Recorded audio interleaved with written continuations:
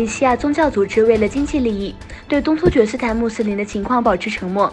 据欧洲新闻报道，印尼宗教组织在学生助学金等方面接受中国的帮助。印尼中土政策分析研究所在一份报告中分析了印尼政府的沉默和宗教组织的态度等问题。阿塞拜疆人权活动人士访问了东突厥斯坦新闻中心，在这里召开的以停止压迫、寻求自由问题的会议上，阿塞拜疆人权组织主席介绍了该国囚犯的情况。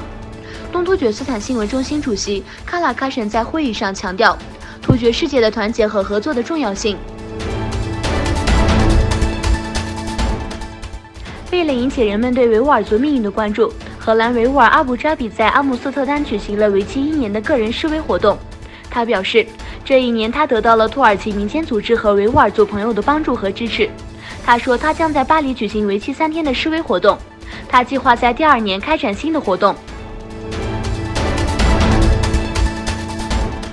哈萨克斯坦突厥斯坦州阿雷斯市一个军火库昨日起火，部分弹药爆炸，死亡人数升至2人，伤员人数升至89人。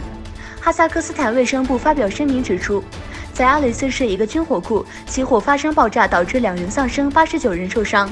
为调查军火库起火原因，当局成立了一个调查委员会。国防部军火库大约有1半的弹药爆炸。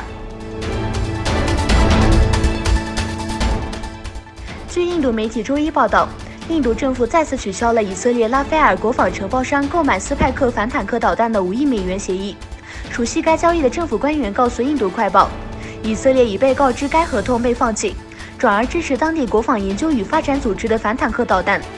该组织表示，可在2年内生产武器。据报道，拉斐尔履行相同订单的时间大致相同。